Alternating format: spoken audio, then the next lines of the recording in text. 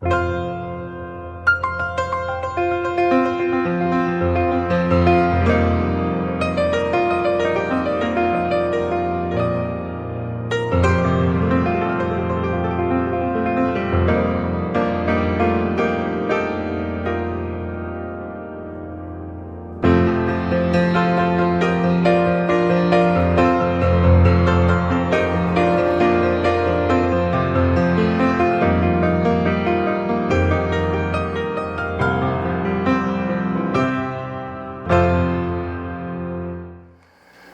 a pedirles a todos si pueden acompañarme al Evangelio según San Mateo. Ahí está la cita adelante, capítulo 13. El título es un poco drástico, ¿no? Pero honestamente lo que hice fue simplemente tirar lo que dice el texto, porque el tema no es para hacer cosmético y tratar de restarle la gravedad o el énfasis del caso. No veo yo cuál es el propósito de tratar de aflojar un poco las llamas de un horno de fuego para que no queme tanto. La verdad es que el tema es justamente para hacernos conscientes de un horno de fuego. En los versos 41, vamos a mirar esta sección. Yo estoy leyendo estos versículos como para usarlo como plataforma de lo que vamos a mirar. Pero vamos a ver todo el contexto de esto, porque si no, no va a funcionar el asunto. Verso 41, otra vez repito el capítulo 13, al 43 dice: enviará el Hijo del Hombre, entre paréntesis, a saber, Jesucristo, a sus ángeles, y recogerán de su reino a todos los que sirven de tropiezo y a los que hacen iniquidad, y los echarán en el horno de fuego. Allí, en el horno de fuego, dice, será el lloro y el crujir de dientes. Entonces los justos resplandecerán como el sol en el reino de su Padre. El que tiene oídos para oír, oiga, dice el Señor. Padre, perdona nuestros pecados, limpia nuestras mentes de lo grotesco, lo grosero y todo aquello que aparte nuestra solemne atención a lo que tienes que decirnos en lo tocante a este tema que venimos explorando ya por varias semanas, que es el tema del infierno. Un tema que hoy no queremos tocar porque produce emociones negativas, pero que es importante abordar esto. Bendice tu palabra a nuestro bien y te lo pedimos en el nombre de Cristo Jesús. Amén. Hermano querido, rápidamente en lo que leemos esos versículos es que Jesús está hablando de una purga. No hay lugar, a ver si entendemos esto, en el reino de Dios para quienes son tropiezo o hacen iniquidad. Es un asunto muy serio que no estamos tomando, vale la redundancia, en serio en los tiempos en que estamos viviendo. Y en realidad los hombres no han tomado en serio este asunto desde que se predica el Evangelio, porque de haberse tomado en serio veríamos ejércitos de personas en cada generación venir corriendo a los pies de la cruz y arrojarnos a la misericordia de Dios, un Dios compasivo que quiere perdonar, quiere salvar y quiere otorgar vida eterna a los hombres.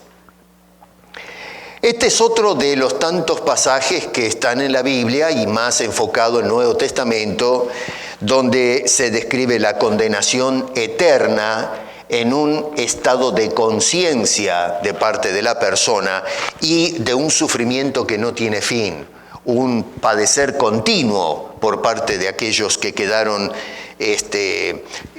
fuera de lo que es la bendición del reino de Dios. Me llama la atención como a veces, hermanos, cuando se tocan estos pasajes bíblicos, algunos libros que se han publicado y a veces ahora en las redes sociales, la gente se entretiene y se pierde en los pequeños detalles de estas parábolas, estas ilustraciones. Qué sé yo, a ver qué tipo de semilla es, qué tamaño tiene, y se habla de las cosas que salen de adentro de la semilla, y cositas que realmente nos distraen del foco de atención de Jesucristo al decirnos todas estas cosas. Y quiero que observen que lo que el Señor hace en líneas generales acá es un llamado tremendo y severo a que prestemos atención a lo que Él está diciendo. Por eso termina en ese versículo 43 al final, el que tiene oídos para oír, oiga. A eso apunta Jesús. No es para que nos entretengamos en lo que es la industria de la agricultura y esos detalles que sí tiene su valor. Ahora vamos a mirar que tiene su importancia eso. Pero a fin de cuentas, si tenemos a Jesús y le preguntamos, bueno, pero ¿qué es lo que, a ver, qué esperas de nosotros? Bueno, esa última frase es lo que el Señor espera. Escuchemos lo que tiene que decir. Prestemos atención a este solemne llamado de nuestro Señor Jesucristo. ¿Estás oyendo lo que dice Jesús? ¿Nosotros estamos prestando atención realmente a lo que nos dice el Señor Jesucristo a través de las Escrituras? Porque la gente va a las iglesias todos los domingos o de vez en cuando, y a veces vamos a algún culto en la mitad de la semana, y escuchamos sermones y estudios bíblicos, pero ¿estamos prestando atención? Porque Jesús no está demandando que escuchemos sus mensajes, sino que prestemos atención. A eso apunta el Señor cuando dice, el que tiene los oídos para oír, preste atención, oiga lo que el Señor está diciendo. Nosotros hoy vivimos en una sociedad, hermanos, en la cual no estamos prestando atención a las severas advertencias que nos hacen las Escrituras, en este caso en lo tocante a la condenación eterna. Lo tomamos livianamente. Vivimos todos los días en los entretenimientos o pasatiempos sin tener en cuenta que llega el momento en que vamos a dejar este lado de la existencia y tenemos que entonces enfrentar al gran juez que va a decir este sí y este no. Unos al reino y otros al horno de fuego. Con mi esposa hace muchos años, antes de entrar en el ministerio, trabajaba en un cleaners, le llaman a algunos tintorería, ¿no? No sé si en sus países le llaman así. Acá son más industrializadas las tintorerías que en nuestros terruños. A mí me tocaba, en aquel entonces, yo hacía todo el trabajo de planta, tenía que limpiar la ropa, trabajar con los químicos de las máquinas y planchar. Había que planchar una cantidad enorme de ropa. Y a veces esas máquinas funcionaban con vapor. Había una caldera en el sótano que tenía una tira de quemadores y pasaba agua por allí. Lo que se hacía era hervir agua. Y hervirla no como en la cafetera cuando ustedes ponen ahí en la casa para hacerse un café. No, esto era cosa seria. Tal es así que circulaba el vapor por unas líneas a las máquinas. Y había dos tipos de líneas. Una se llamaba la línea de vapor vivo o línea viva, que era el vapor que salía directamente de la caldera y era algo que lo cocinaba uno. Y luego teníamos la línea de retorno, que era cuando ya el vapor pasaba por todo el sistema. Había una especie de aspiradoras que agarraba ese vapor y era caliente, pero ya no tanto como cuando recién salía de la caldera. A veces se rompían las máquinas y teníamos que meter los brazos con las pinzas para poder arreglar las máquinas, y el espacio que había entre línea y línea era tan estrecho que a veces al mover las pinzas uno tocaba con los brazos la línea viva. Y tengo algunas marcas que las llevo atrás, se han ido disimulando, mi esposa también, en la que nos hemos quemado vivos. Y ustedes no se imaginan el dolor en el momento que uno toca el tubo de vapor vivo. Pero no termina el asunto ahí. La cosa es que la quemadura es tan seria que usted vive semanas con un dolor intenso. Hay que usar cremas y una serie de cosas y es un dolor terrible. Ni siquiera la camisa se puede poner. porque queda en un estado de sensibilidad tremendo. Yo lo quiero ver, si no han experimentado el calor del fuego y se han quemado. Les digo que es cosa seria. Esto que está diciendo Jesús es infinitamente superior a eso. El dolor de aquellas quemaduras pasaron, pero el dolor de estas quemaduras no terminarán jamás. Será un día a día por el resto de la eternidad. ¿Se da cuenta por qué Jesús dice, préstame atención lo que estoy diciendo? Mateo es el que escribe este evangelio. Tenemos 3 evangelistas más que trabajan en esto. Pero lo que va a hacer Mateo es muy interesante, porque este señor lo que va a hacer es acuérdense, tomen nota que lo que estamos leyendo lo escribió Mateo años después de estas palabras de Jesús. Es decir, cuando ya Jesús había muerto en la cruz, había resucitado y había ascendido al Padre. Y entonces Mateo, uno de los llamados, movido por el Espíritu de Dios, se sienta a escribir para poder convencer a sus compatriotas de lo que el Señor había enseñado. A ver si podía ganar a algunos para Cristo y evitar que le hagan la gambeta al horno de fuego, entre otras cosas. Así que este señor se sentó y lo que va a hacer es escoger o va a recopilar una serie de incidentes y narraciones o historias o predicaciones del Señor Jesucristo para hablarle a la gente a quienes él dirigía todo esto. Y entonces lo que hace en esta sección del Evangelio es ordenar una serie de parábolas que llaman mucho la atención, dichas por el Señor, y hay una progresión de ideas en esas parábolas. No es simplemente de tirar historias porque sí nomás. Están encadenadas estas parábolas. A veces tenemos, hoy, no sé, yo siempre digo que tenemos una mala costumbre que hemos adquirido de leer, estudiar y predicar a veces pasajes bíblicos sin considerar el contexto. Agarramos a lo mejor estos 3 versículos que acabo de leer y empezamos a sacar información de allí y nos mandamos un sermón.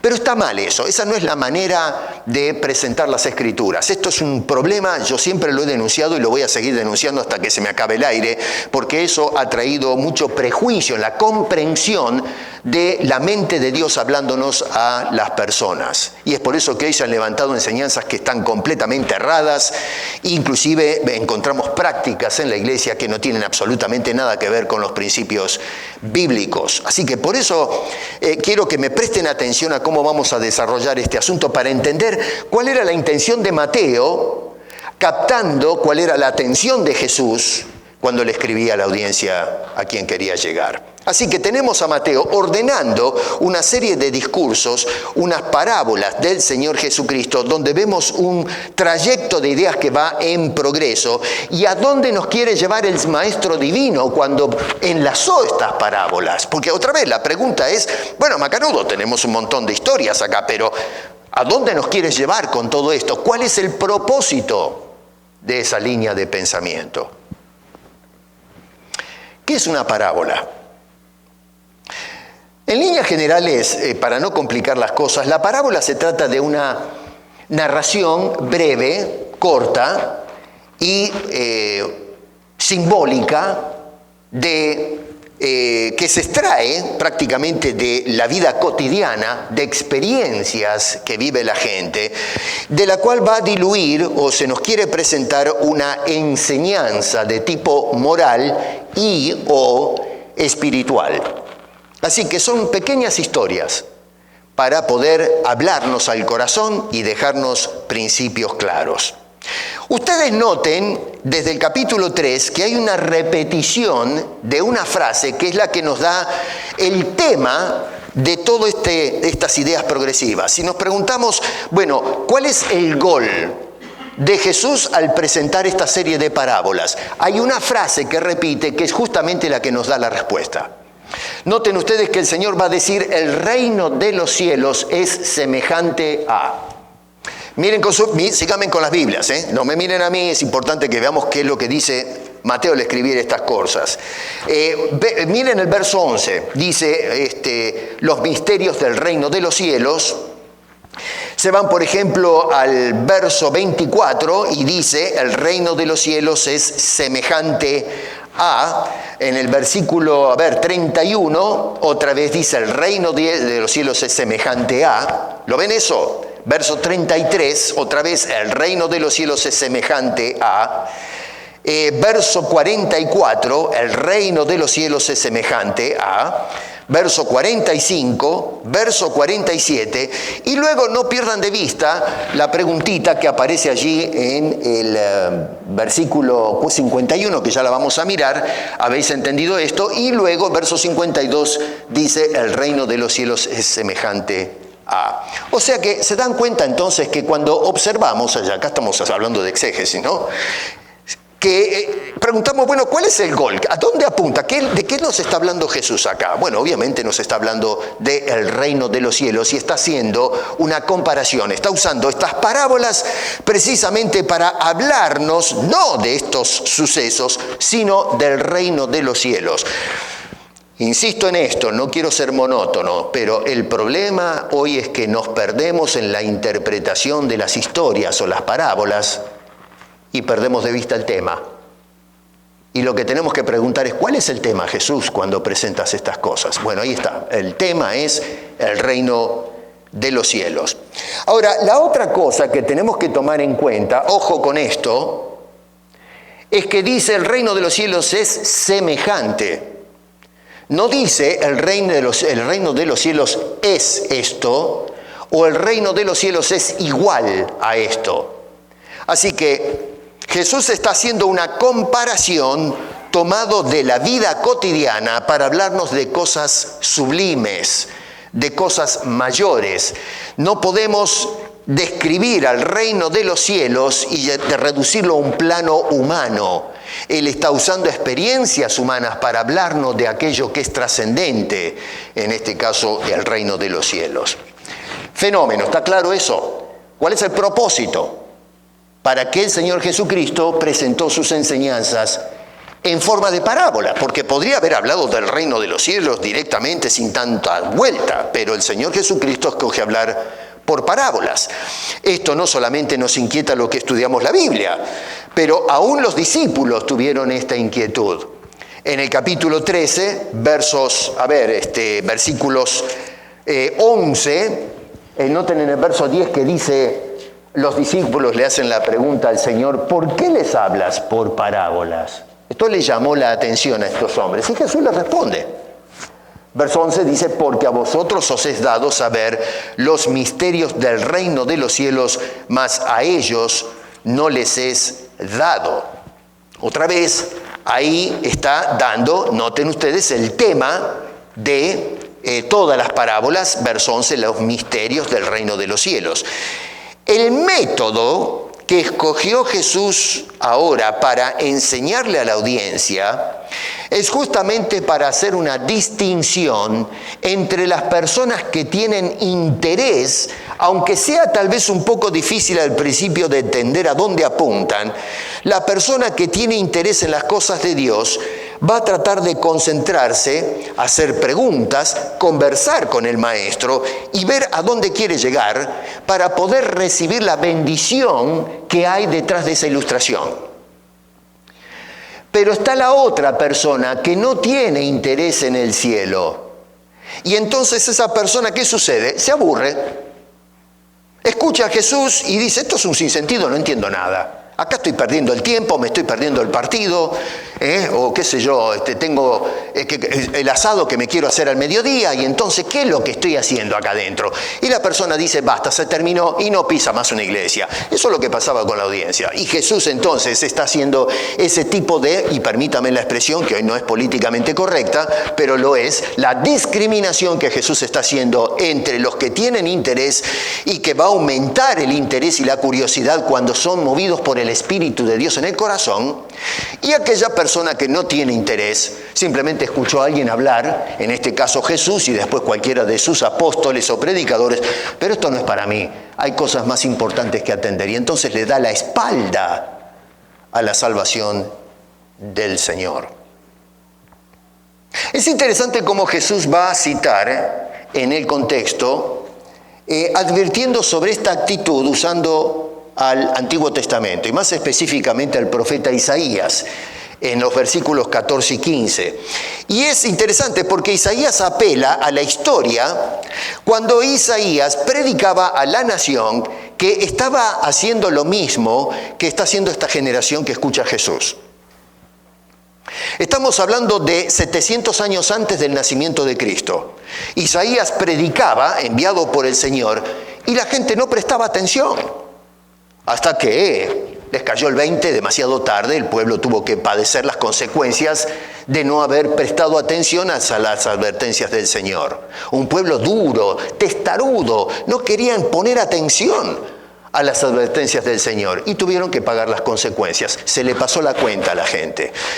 Bueno, Jesús visita la historia, agarra las Escrituras y le predica a esta gente diciendo, esto es repetitivo, acá hay un problema de fondo. Noten que dice en el verso 14, de manera que se cumple ahora, en el momento en que él está predicando, la profecía de Isaías que dijo, de oído oiréis y no entenderéis, y viendo veréis y no percibiréis, porque el corazón de este pueblo se ha engrosado, y con los oídos oyen pero pesadamente, y han cerrado sus ojos para que no vean con los ojos y oigan con los oídos, y con el corazón entiendan y se conviertan y lo sane. El yo es importante, yo lo sane, es decir, a saber, Dios. Jesús nos llama la atención a las Escrituras, a las palabras de Isaías, que habló en nombre de Dios. En última instancia, Jesús no está diciendo o elogiando a Isaías, sino que está diciendo, Dios habló ya sobre este asunto a la nación. Y noten que habla de la falta de entendimiento que tuvieron, y eso está haciendo eco en el momento en que él predica a esta audiencia. Falta de entendimiento. Segundo, la falta de percepción. La percepción es el conocimiento que vamos adquiriendo por medio de las impresiones que nos dejan nuestros sentidos.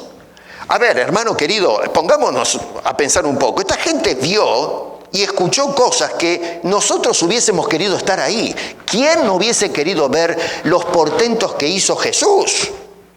Pero, hombre, se levantaron muertos. Este hombre sanó gente enferma que estaban ya en condición terminal. Debe haber sido algo extraordinario ver con los propios ojos, ser testigos del poder que emanaba de la persona del Señor Jesucristo. Una cosa que no tiene precedente en la historia. Y sin embargo la gente viendo no respondían. Y las enseñanzas, si comparamos lo que enseñaban los escribas y fariseos, que era todo legalista y no va muy lejos, y escuchábamos las enseñanzas de Jesús hasta el día de hoy, nos quedamos boquiabiertos con la enseñanza, pero profunda, en un lenguaje simple que estaba al alcance de todos. Una sabiduría que solamente viene de Dios. Nos quedamos asombrados. Hace 2000 años que estamos sacando néctar de las enseñanzas de nuestro Señor Jesucristo. ¿Quién no hubiese querido escuchar el tono de voz de Jesús? ¿Quién no hubiese querido ver el viento soplar en sus cabellos y dejar que el eco de su voz lo llene todo? Poder escuchar las dulzuras de sus mensajes. ¿Quién no hubiese querido estar ahí? Yo hubiese querido estar allí. Y la gente no respondió. Estaban presentes y sus sentidos estaban cerrados.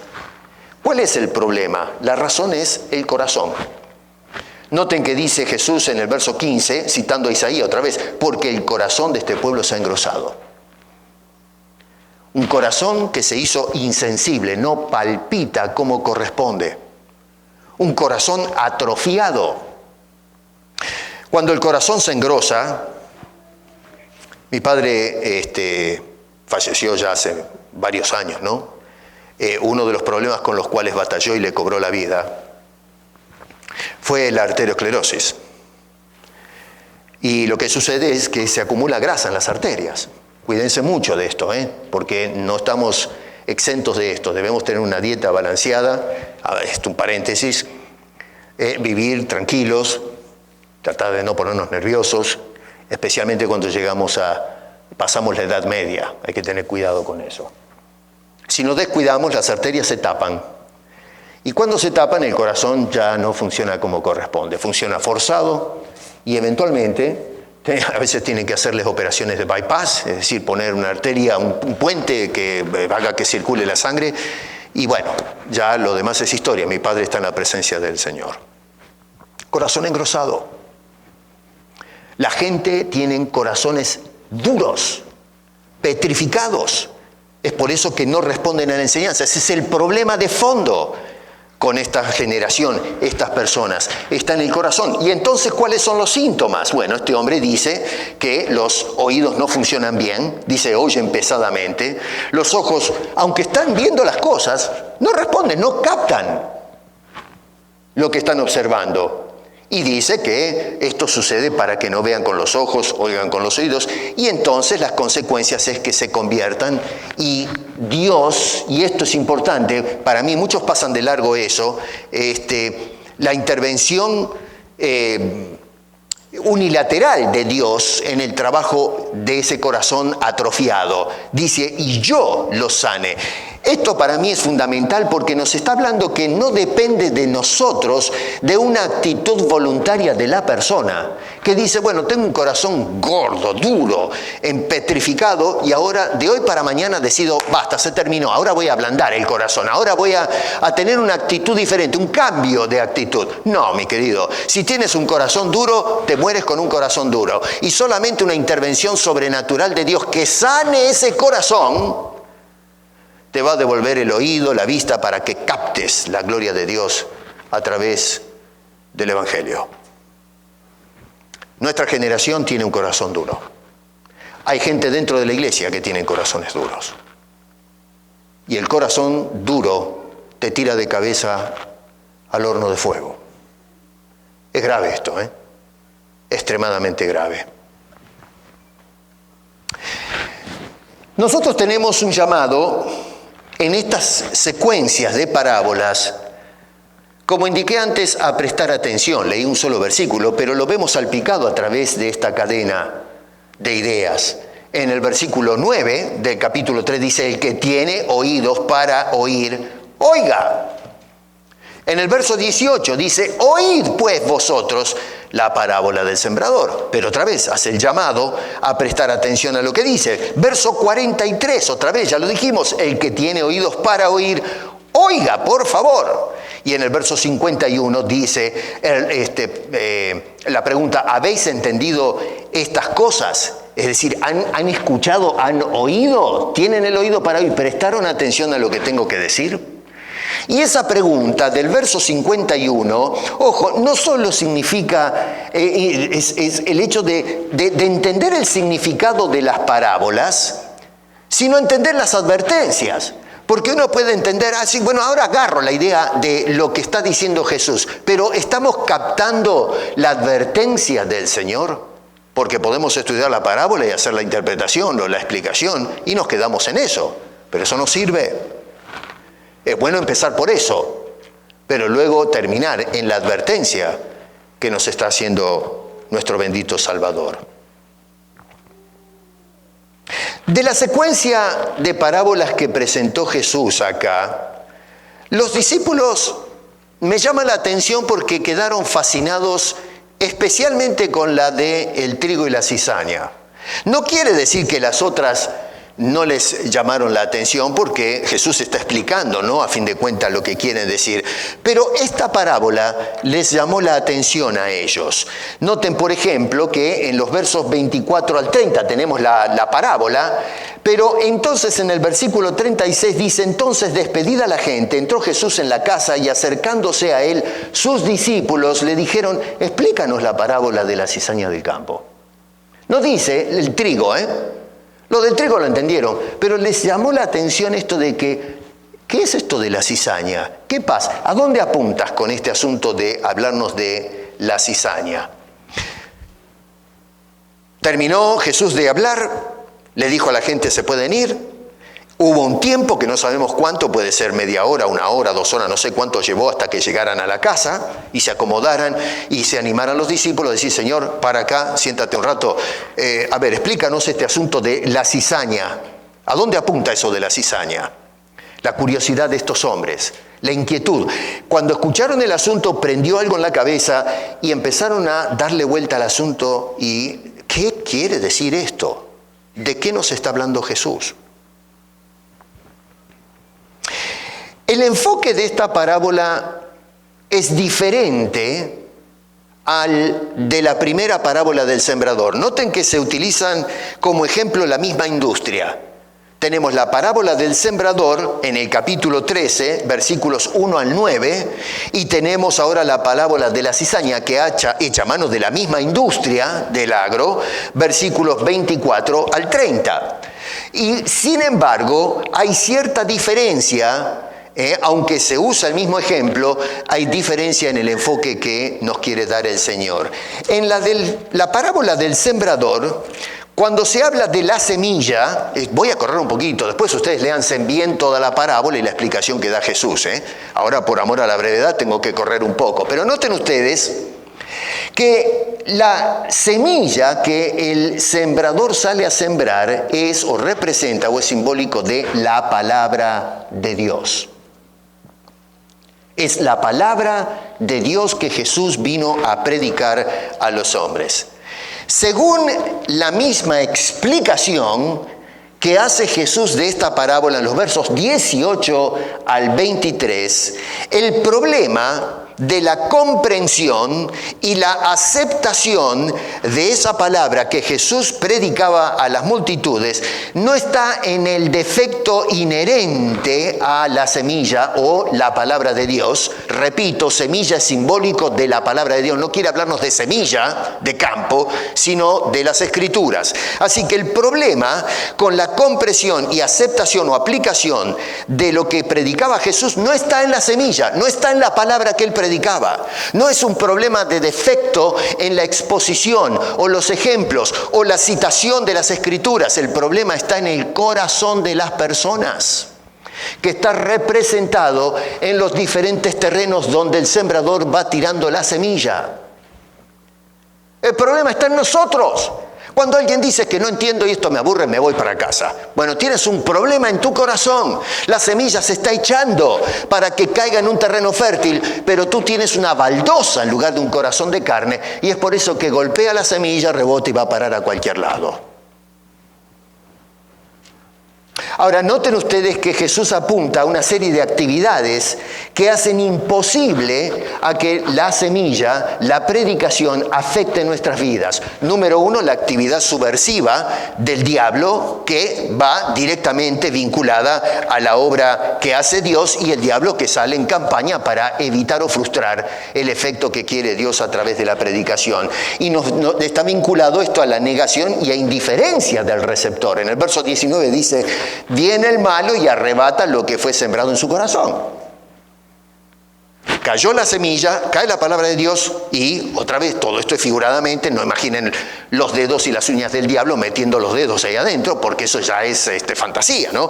Pero está diciendo hay una actividad diabólica que lo que hace es secuestrar el efecto que quiere lograr las Escrituras. La culpa no es de Dios, la culpa es nuestra. Le abrimos la puerta al diablo y, por supuesto, allí está como león rugiente buscando a quien devorar, y el que no está despabilado entonces termina secuestrando la bendición que Dios quiere para la audiencia.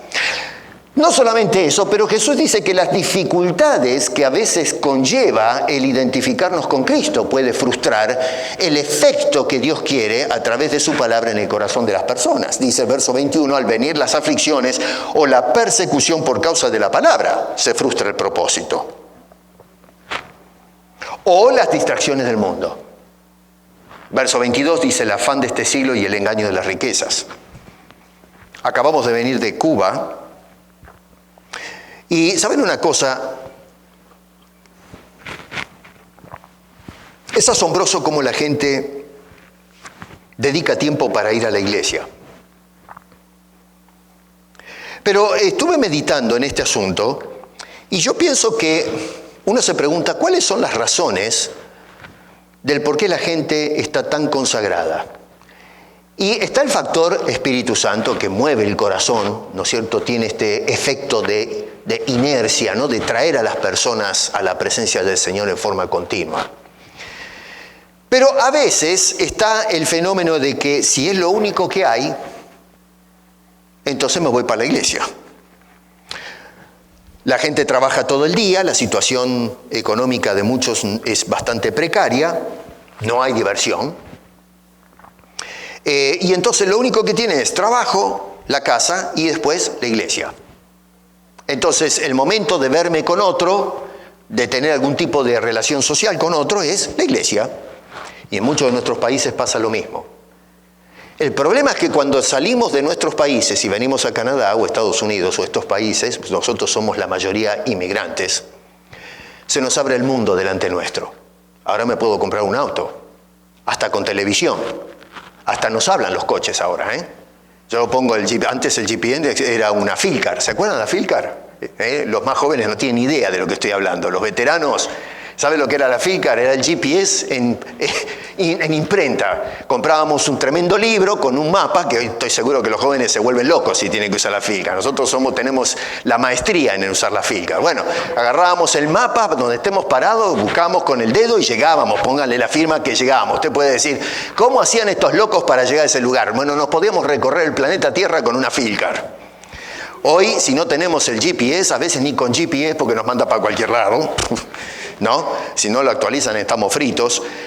Pero bueno, más o menos nos ayuda. Bueno, es interesante porque tengo una chica bonita en el GPS que me habla. No la conozco, no sé qué pinta tiene, le llamo Sheila. Mi señora se ríe. Sheila me lleva para todos lados. Así que el coche me habla. Es más, ahora el coche mío le puedo hablar. Yo le hablo al coche, le doy la información, le digo que llame por teléfono, me dice a quién quiere llamar. Miren ustedes, nunca voy solo. Y entonces le hablo al teléfono y me llamo a mi esposa, quiero hablar con Gloria Piesco y me comunica con mi esposa. Tremendo, tremendo. Todas esas cosas comienzan a entretenernos y a apartar la vista. Ahora podemos irnos al parque a hacer asados, podemos ir para arriba, para abajo, y entonces ya no tengo 2 horas para ir a la iglesia. ¿Me entienden lo que estoy diciendo? No tenemos más tiempo para Dios porque las cosas del mundo están secuestrando la bendición de la palabra. Y eso es lo que dice Jesús en ese caso. Las distracciones del mundo hacen que el propósito de la palabra de Dios se diluya. Así que tenemos acá una actividad triple, la del diablo, o las aflicciones, o las cosas materiales, que es un grave problema en el mundo contemporáneo, incluso para la iglesia, porque mucha gente no viene a la iglesia porque algo del mundo lo está distrayendo de las cosas de Dios y se dan vuelta a nuestras prioridades. Y estas son las cosas que impiden que la palabra de Dios penetre, permanezca y germine en el corazón del hombre, si usamos la ilustración de Jesús de la semilla. La semilla tiene que germinar para dar productos, resultados. Si la semilla se queda allí cerrada o como cápsula en la tierra, no nos sirve. ¿Qué va a alimentarse de una semilla? Necesitamos esperar que produzca esa semilla, que germine. ¿Usted quiere saber por qué razón hay gente hoy que no va a la iglesia?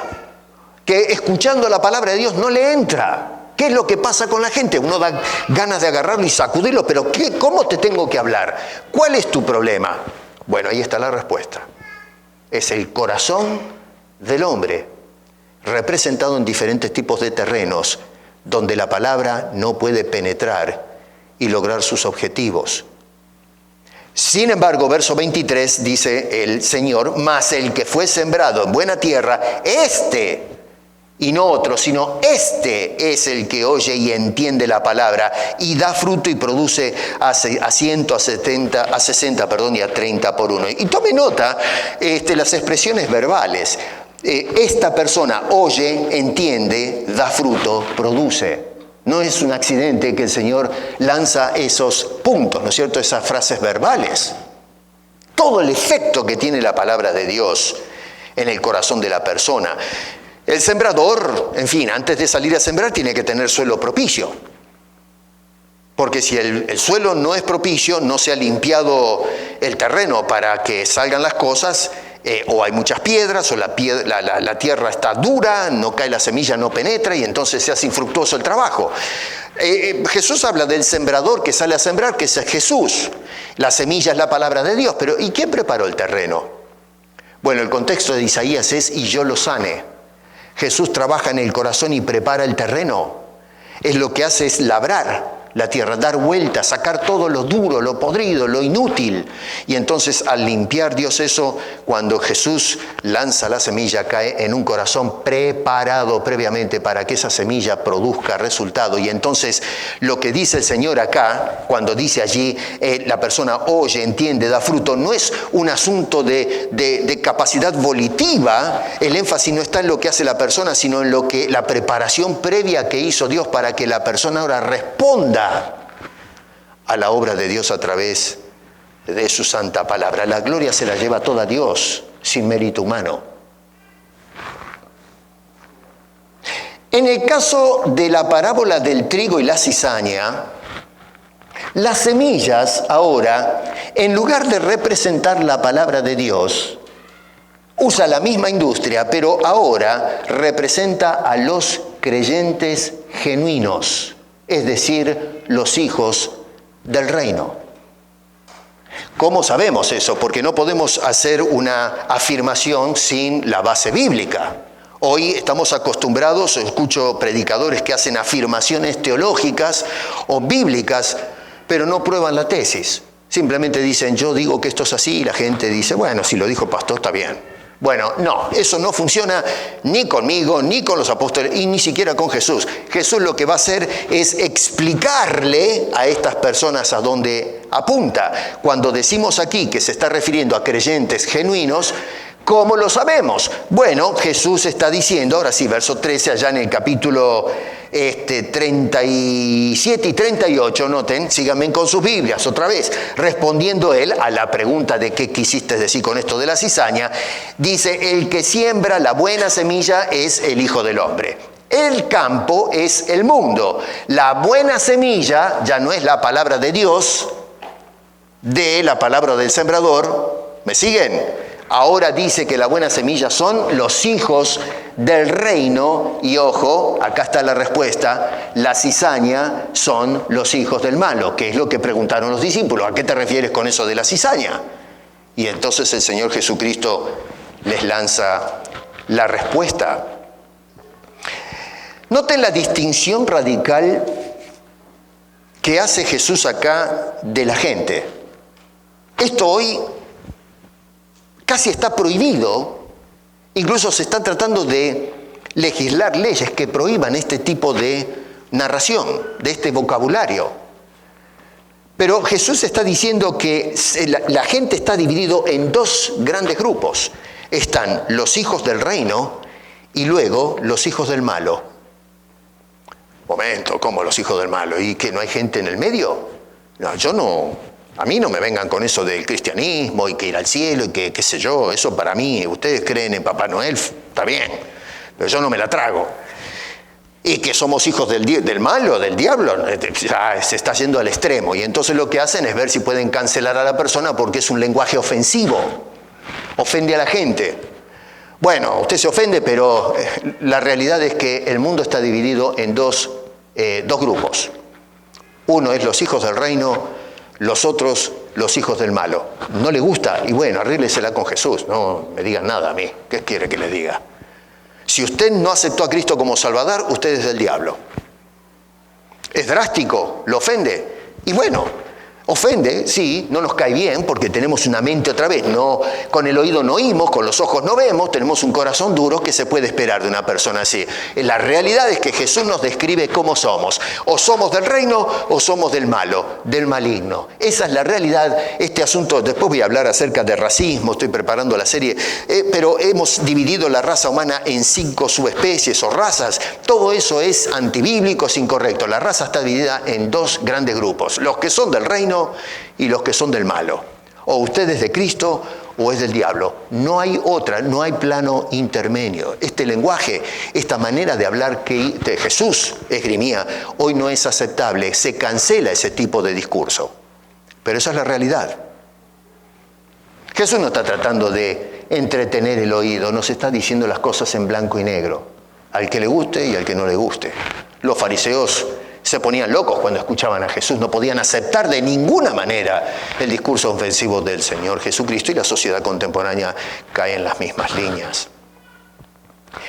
En esta serie de parábolas vemos entonces una progresión de idea, como indiqué antes. Por un lado tenemos la palabra de Dios sembrada en el corazón, fértil y receptivo, que produce resultados.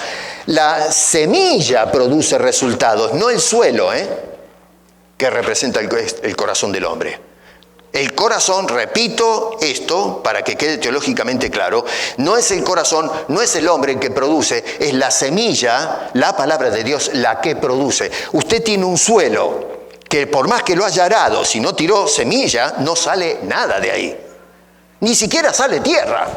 Lo que hay es tierra, pero la tierra no produce tierra, no se produce nada. Usted va a decir, bueno, pero de repente salen yuyos y qué sé yo. Bueno, pero salió suyo porque cayó una semilla propia de la especie que germinó.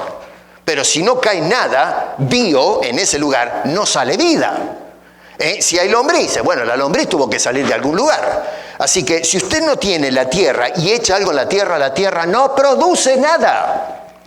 Así que el corazón del hombre, si no ha sido trabajado y se le echó la semilla, no produce absolutamente nada. Así que Dios prepara el corazón y tira la palabra, la escritura, y entonces esa persona produce ese corazón por efecto de la palabra de Dios, no por efecto propio del corazón de la persona. Número 2, la palabra de Dios germina y da por resultado súbditos del reino. Personas que, habiendo aceptado el poder de Dios a través de su palabra, que transforma la vida, acá ya entraríamos en el tema de la regeneración o el nuevo nacimiento, que nos hace receptivos de la enseñanza de Dios, ahora somos personas que vamos a producir resultados. Y número 3, dicha obra comienza con un resultado aparentemente imperceptible o insignificante al principio, pero con el tiempo se va incrementando exponencialmente. Y esto Jesús lo va a explicar con dos pequeñas parábolas que son la del grano de mostaza y la levadura, que aparecen ahí en su Biblia en el capítulo 13, versos 31 y 32 y verso 33. Cuando usted ve a una persona que recién se convirtió, es el mismo individuo que antes de convertirse. Usted ve la misma persona. Es más, entró a la iglesia un pagano y salió del culto, habiendo recibido a Cristo, vestido igual, hablando igual, el mismo color de pelos, los mismos zapatos, la misma pinta, es el mismo tipo. Usted no nota ninguna diferencia, era el antes y el después. Y sin embargo, en ese proceso que pasó por la cruz y aceptó a Cristo como Salvador, hubo un cambio extraordinario, radical, sustancial en su naturaleza. Usted no lo puede ver. Es como la semilla de mostaza que fue puesta en el lugar, algo insignificante, pero cuando comienza a hacer su trabajo por el poder de Dios, se convierte en una gran obra. Y lo mismo la levadura. Usted agarra, mi esposa cuando empezó a cocinar pizza. Gloria, permíteme que cuente la anécdota. ¿Por dónde está mi señora? No quiero que me divorcie. Ahora hace unas pizzas descomunales, ¿no? Pero cuando empezó, hace muchos años, probó y entonces compró, hizo toda la masa y mi país, no sé cómo es el asunto, porque yo de cocina no entiendo ni medio, pero tiran ahí un poco de levadura en polvo y entonces eso leuda la levadura, ¿no? Lo usan para la pizza, el pan. Bueno, Gloria lo que hizo es que le pidió a mi mamá, a la suegra, le pidió indicaciones de cómo preparar la pizza y cuánta levadura poner, y mi mamá le dijo, bueno, pone tanto. Y lo que hizo es que le vació unos sobres enteros de levadura concentrada. Y les puedo asegurar que la pizza, ¿no? Yo no quería decirle porque era el primer intento que no se podía comer, pero la verdad era sacrílego. La pizza era el olor a levadura que salía solo antes de comerla, porque se veía preciosa la pizza, pero el olor, y después cuando la comimos, hasta Gloria, le pegamos mordiscón y dijimos, no, esto no se puede comer, era levadura, le pusimos demasiado. La levadura hay que usarla un poquito nomás, con un montón de masa, y usted ve cómo la masa se infla. Señora, las que saben de cocina, yo no entiendo nada, no me estoy haciendo el chef, no me sé cocinar un huevo. Pero sin embargo, Eso es lo que veo que hacen las señoras. Tiran un poco de levadura, algo insignificante, pero hace que la cosa crezca. Bueno, Jesús usa, la ilustración se usaba mucho para el pan en aquel entonces, la levadura, y Jesús usa esa industria cotidiana de las amas de casa que hacen el trabajo de amasar el pan, le echan la levadura y entonces sale del horno un pan exquisito. Bueno, eso es el efecto de la palabra de Dios. Es imperceptible, pero luego con el tiempo empieza a crecer, a germinar, a producir. Por eso inserta esas dos parábolas. ¿Se dan cuenta la progresión de ideas? No es un accidente. No, Mateo no agarró las historias que sino más, sino que nos está llevando de la mano a un proceso de enseñanza para que veamos lo que el Señor puede hacer con nuestras vidas. Cuando una persona llega a apreciar verdaderamente el hecho de ser integrante ahora del reino de los cielos o del reino de Dios por causa de la obra de Dios en su corazón, entonces esa persona ahora empieza a hacer los debidos ajustes, compromisos y acomodaciones para apropiarse de ese bendito y precioso regalo de la salvación, de ser integrado al reino de los cielos. Y esa acción ahora del individuo está representada en estas parábolas del tesoro escondido y la perla preciosa en los versos 44, 45 y 46. Una persona que sabe de una perla de gran precio, es una persona que sabe distinguir lo que vale más o menos y no le dice nada a nadie, sino que agarra, vende, se saca todo lo que tiene encima. Miren qué manera de invertir, vende todo lo que tiene y se compra esa perla, que uno diría, pero usted está loco, ¿cómo va a sacarse todo lo que tiene para comprar una perla? Está chiflado. A mí puede ser valiosa la perla, pero comparando al tú por tú, no tiene sentido. Pero el tipo es piola. Él sabe lo que está haciendo, se saca todo lo que sea estorbo y se aferra a esa perla preciosa que es el reino de Dios. Y lo mismo el Señor que tiene el tesoro escondido, hace exactamente lo mismo. Se saca todo lo que pueda ser un impedimento para apropiarse de ese bendito tesoro. Así que notamos estos detalles que unidos nos dan una descripción, un perfil de la obra de Dios y cómo impacta la palabra de Dios en el corazón de aquellos que le prestan atención. Tenemos en el capítulo, más adelante en el capítulo 19, un caso muy interesante de un joven que tenía plata, bastante plata, y parece que era un buen muchacho. Tenía interés en lo que enseñaba Jesús y en su mensaje, y después otra vez lean en casa todo el incidente, pero va a hablar con el Señor y le dice qué tengo que hacer para tener la vida eterna, ¿no? Y Jesús conversa con este joven. Y es muy interesante el diálogo. Para analizarlo a fondo. Yo otra vez, por amor a la brevedad, estoy corriendo acá. Pero en el verso, eso está en el verso del verso 16 al verso 26. En los versos 21 y 22 dice, si quieres ser perfecto, anda, vende, miren esto, vende todo lo que tienes y dalo a los pobres y tendrás tesoro en el cielo. Y ven atrás mío, sígueme. No, yo te sigo, sígueme. En el versículo 22 dice, oyendo el joven esta palabra, no se puso contento. El Señor me ofreció el cielo, ya está. Yo tenía la inquietud de saber qué tengo que hacer para heredar la vida eterna. El Señor me acaba de dar la respuesta, listo, se me acabaron mis problemas. Ya tengo el problema resuelto, el problema existencial. Lo que inquietaba mi corazón. Acabo de recibir la respuesta del bendito Salvador, del Hijo de Dios. Y en lugar de saltar de gozo porque había recibido la respuesta de aquello que buscaba, dice que se entristeció. Y la razón del por qué se entristece no es por lo que le dijo Jesús, sino el costo que implicaba eso. Y era despojarse de todo lo que le impida seguir a Cristo. Escúcheme, acá algunos dicen, bueno, hay que despojarse de todo lo que tenemos. No, Jesús no está llamando a gente para que viva metido en un caño, muriéndose de hambre. Eso es una interpretación incorrecta de las enseñanzas de Jesús.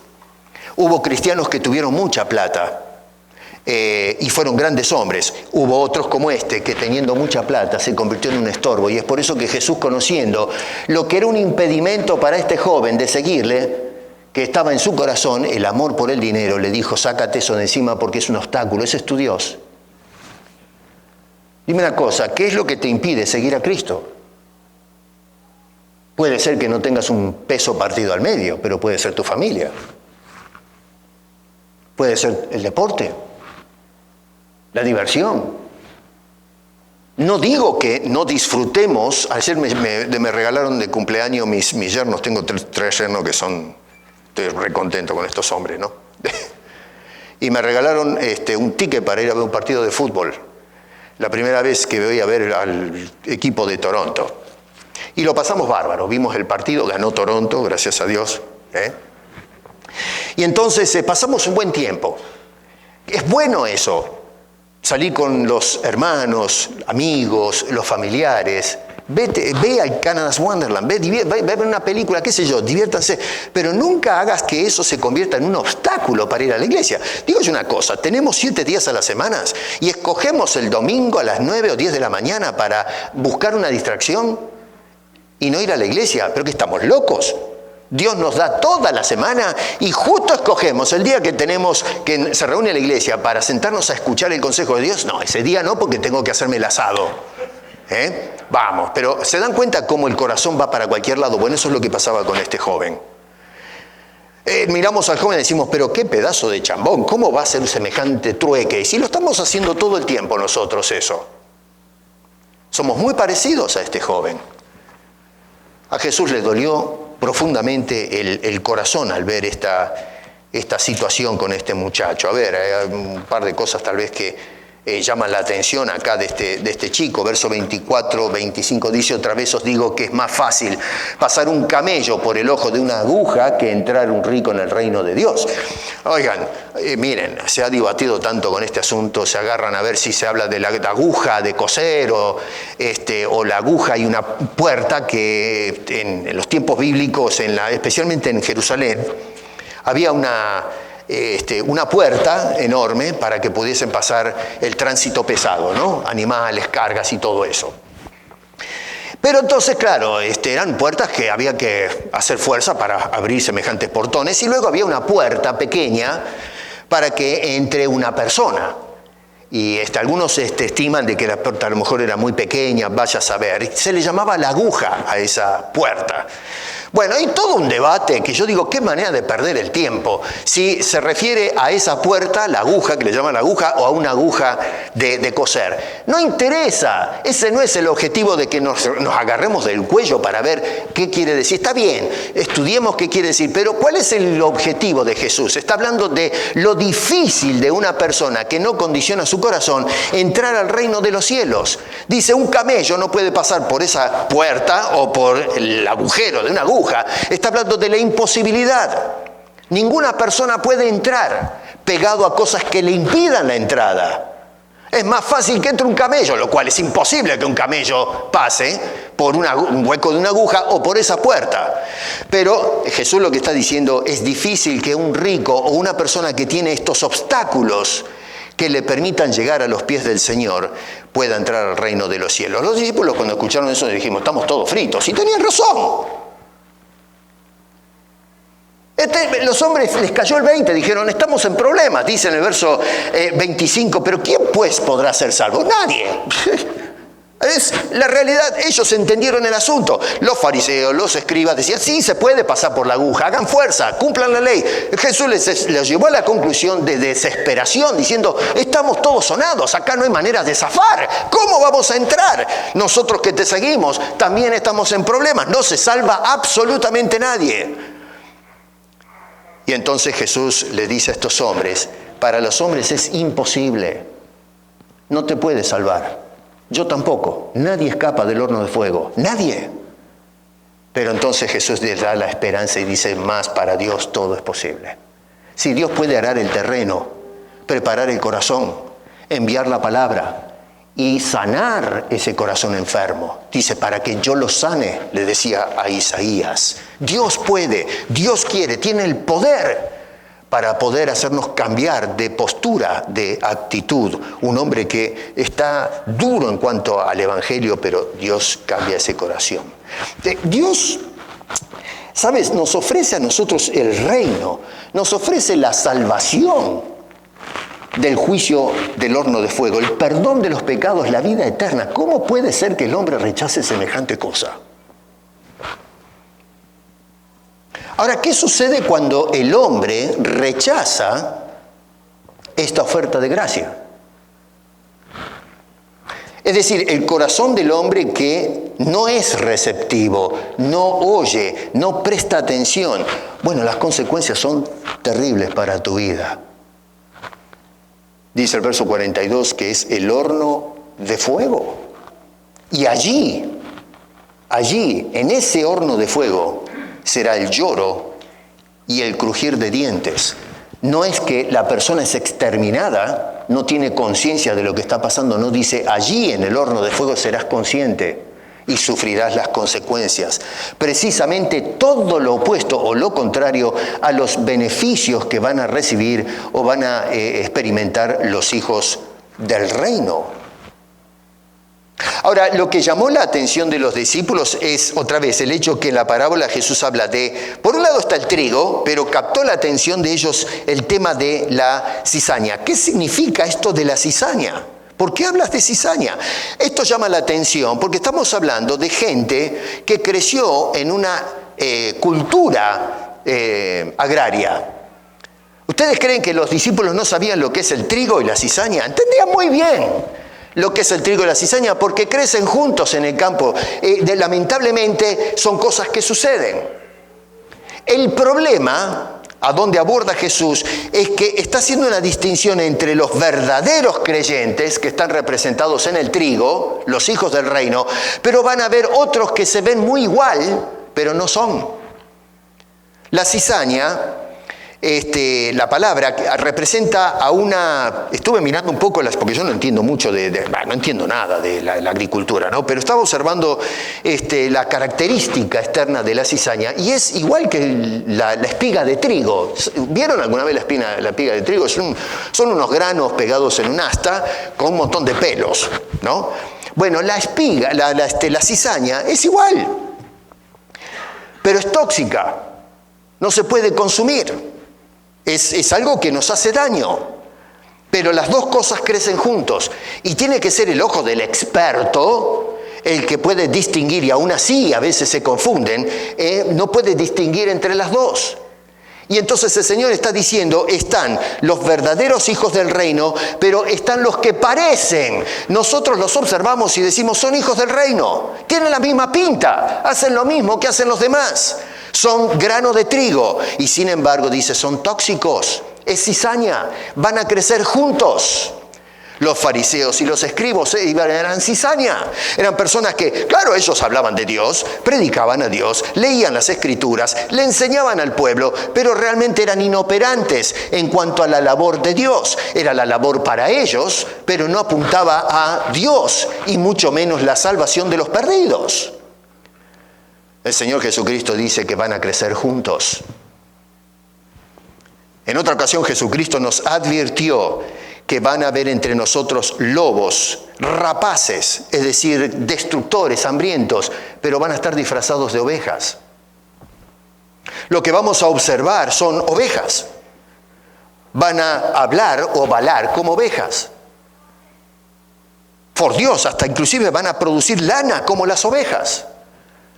Vamos a caminar entre ellos, van a estar en el corral con nosotros. Van a comer el mismo pasto que comemos nosotros, van a beber en el lugar donde bebemos agua. Van a escuchar la voz del pastor que las guía y allá van entre nosotros.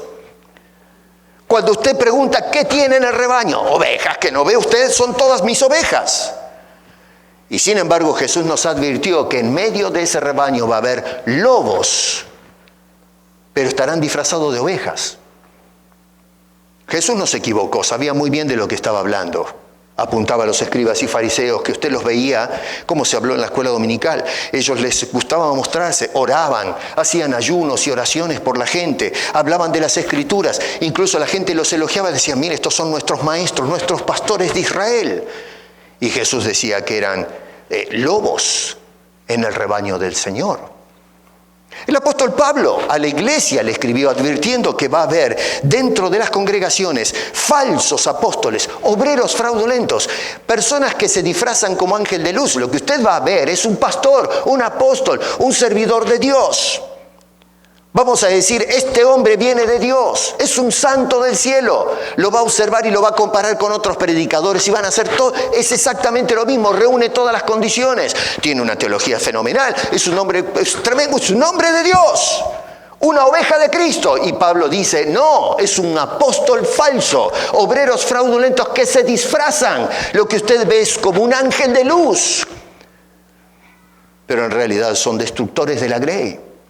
La iglesia está infectada de ese tipo de personal, de gente que pudre el rebaño de Jesucristo, gente que se ha metido para comerciar con las ovejas, arrancarles la lana y desangrarlas.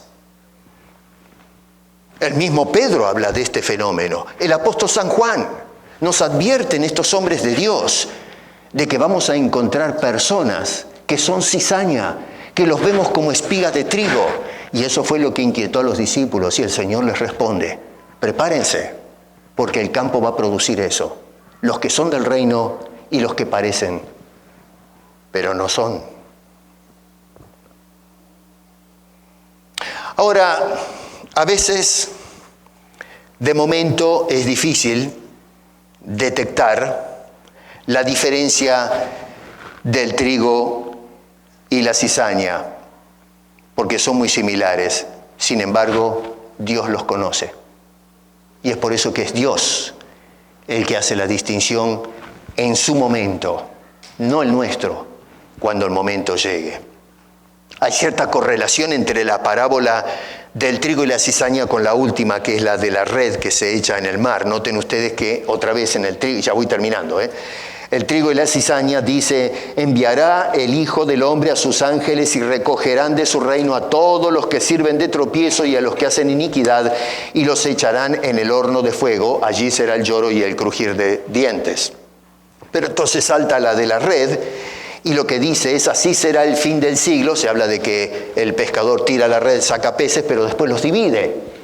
Y entonces, ¿a dónde apunta? Es a lo que dicen los versos 49 y 50. Dice, así será el fin del siglo. Saldrán los ángeles y apartarán a los malos de entre los justos y los echarán en el horno de fuego y allí será el lloro y el crujir de dientes. La pregunta del verso 51 es no solamente para los discípulos, sino que ahora es para todos nosotros. ¿Habéis entendido estas cosas? ¿Estás entendiendo? ¿Tú que me escuchas? ¿O simplemente estás oyendo a alguien hablar acá adelante?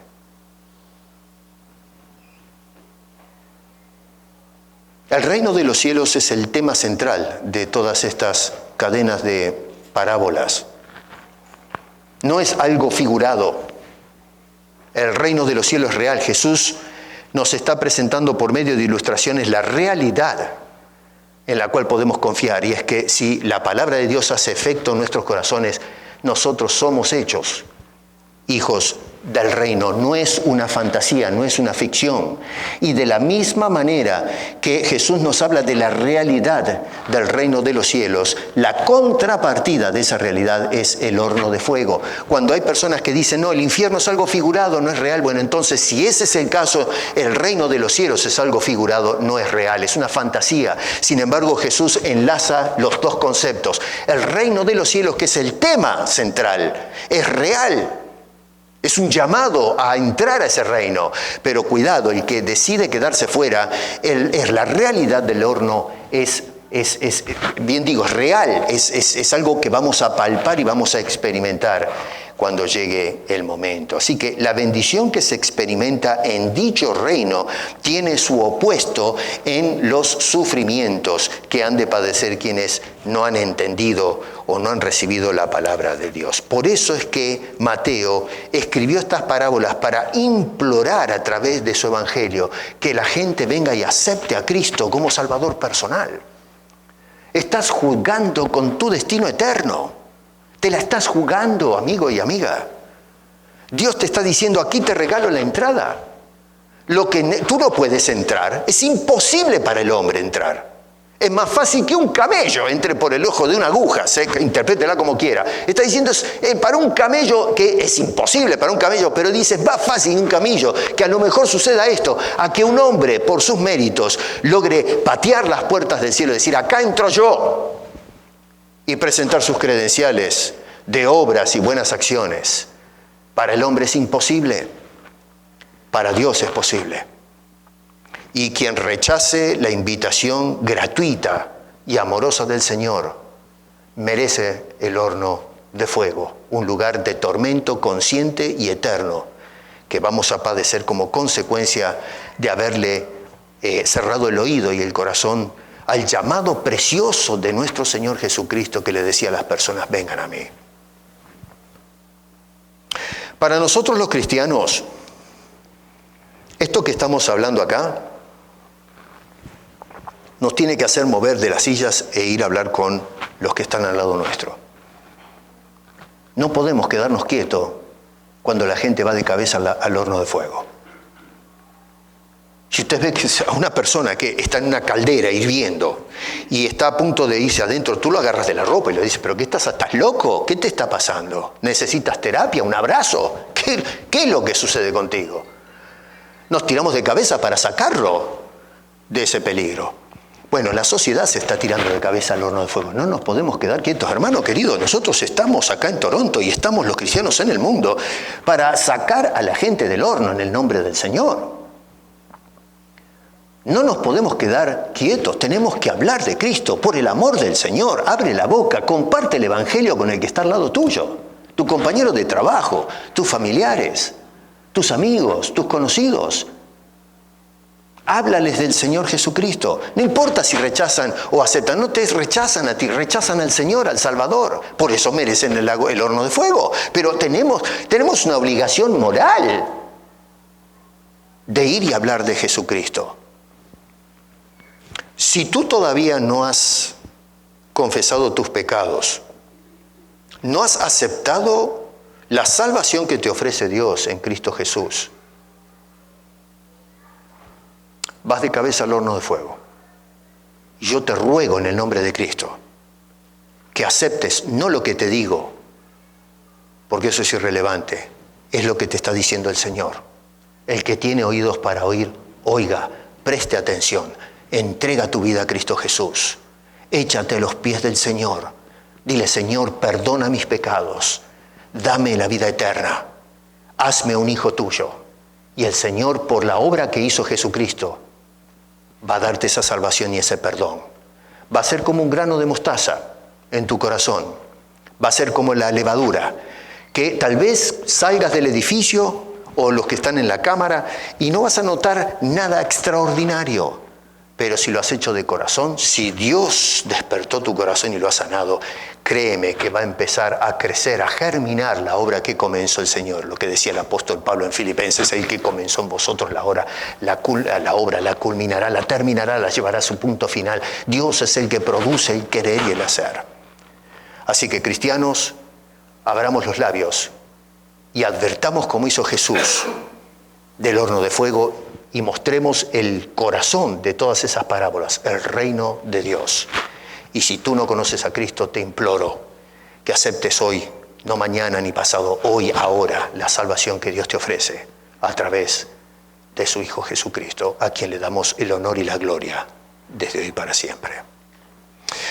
Padre, te damos gracias por estos relatos que han quedado plasmados en las Escrituras y nos llevan a la seria reflexión de tu amor, del interés que tienes por salvarnos, que no merecemos. Merecemos el horno de fuego. Y sin embargo, Señor, enviaste a Cristo a cargar con nuestras culpas para hacernos aptos al reino de los cielos. Si hay alguien aquí presente o en las cámaras allá atrás del lente que no ha aceptado a Cristo como Salvador personal, te imploro, Señor, te ruego, por favor, que toques ese corazón duro y sánalo. Dale perdón, vida eterna. Hazlo un hijo del reino.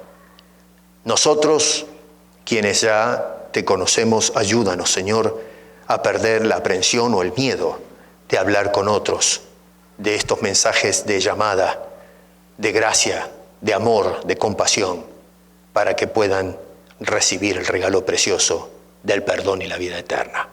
Porque te lo pedimos con acción de gracias en el nombre de Cristo Jesús.